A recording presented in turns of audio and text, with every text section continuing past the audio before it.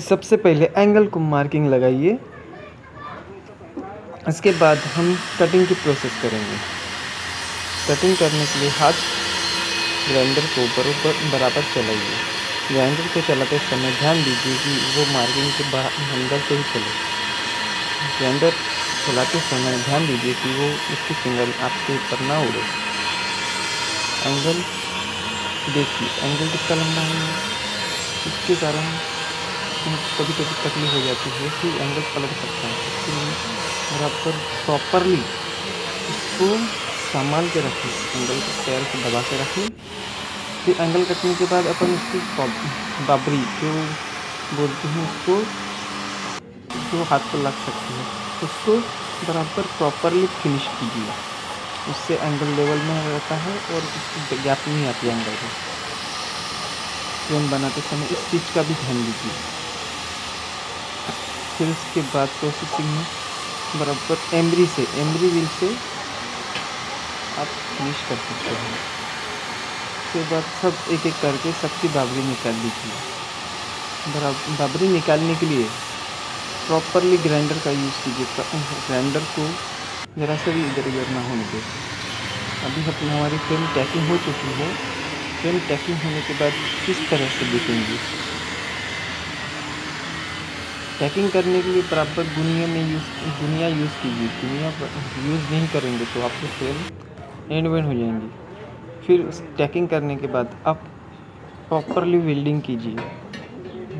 नहीं, वेल्डिंग करने के पहले आपको ध्यान देना चाहिए कि आप सेंटर में मार्किंग करके सेंटर का एंगल लगा लीजिए। उससे ये होगा कि आपकी फ्रेम एटेंगी नहीं और बेंड नहीं होंगी। एंगल को सिर्फ दो टाके या 4 टाके मार लीजिए। सिर्फ टैकिंग करके छोड़ देना है, बस।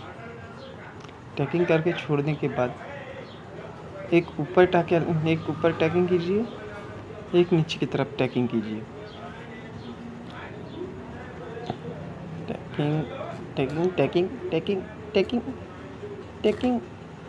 टैकिंग अरे टैकिंग, हाँ, ये बात होगी कि नहीं टैकिंग।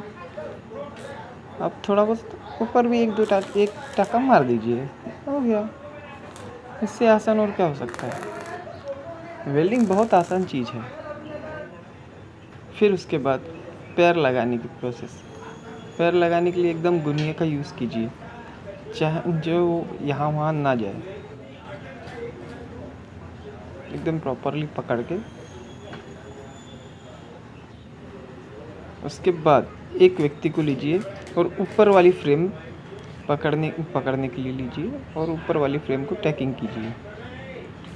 ऊपर वाली फ्रेम को टैकिंग करने के लिए 2 आदमी लगेंगे। इसको देख लीजिए पहले। टैकिंग हो गई। उसके बाद पट्टी टैकिंग तो मैंने पहले ही कर ली, सॉरी उसकी प्रोसेस नहीं बता सका, पर देख लीजिए इस तरह से पट्टी या टैकिंग करना है। टैकिंग इस तरह से दिखेंगी आपकी, ओके। उसके बाद दूसरी तरफ की भी सेम वैसे टैकिंग कीजिए। टैकिंग करने के बाद इस तरह से दिखेंगे ये फ्रेम, ओके। उसके लिए आपको ज़्यादा कुछ नहीं, सिर्फ पट्टी को साइज़ वर काटना है और मार्किंग करके 3-3 इंची पे लगा देना है, और क्या कर सकते हैं उसके लिए। उसके बाद उसके ऊपर कवर दीजिए, ना चाहे पट्टी ना निकले। पट्टी को सपोर्ट के लिए अपन एंगल को उल्टा एंगल लगा रहे हैं, एंगल को उल्टा करके लगा दीजिए। देखिए इस तरह से ये टैकिंग हुई है, पट्टियाँ हैं, इसके ऊपर सिर्फ इस तरह से लगाना है एंगल, और हो गया।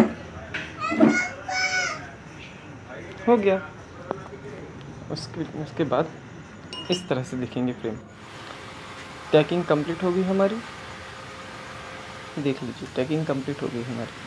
टैकिंग कंप्लीट होने के बाद इस तरह से दिखेंगे ये, देख लीजिए अच्छी तरह से। फिर मत पूछिए बाद में कि ये कैसे हुआ, कैसे बना। उसके बाद हमारी सिंपली प्रोसेस है। उसके बाद सिर्फ पैर लगाने की देरी, पैर की वो नॉब जिस पे पैर रेस्ट होंगे। स्टील के दिख रहे छोटे छोटे पार्टिकल्स, हाँ वो उसमें हल्का हल्का टैकिंग मार लीजिए। 2 टाँके थे, अभी हम बढ़ा रहे हैं वहाँ पे टाँके, एक एक टाँका एक्स्ट्रा मार दीजिए। देख लीजिए इस प्रकार से,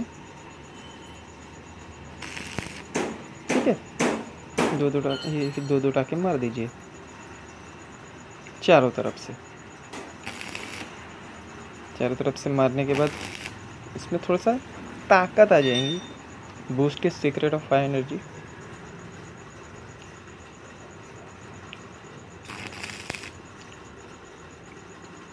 इसके बाद अपन प्रोसेस करेंगे उसकी लेग्स की। देख लीजिए अभी ये टैकिंग मारने के बाद ऐसे लग रहा है। अभी थोड़ा सा ध्यान दीजिए कि हम क्या करेंगे। ऐसे पैर काट लीजिए स्टील के पैर काटने के बाद हम उसको प्रॉपरली देखेंगे कि वो सीधा है कि नहीं, उसके लिए हम बराबर टेक्निक करने के लिए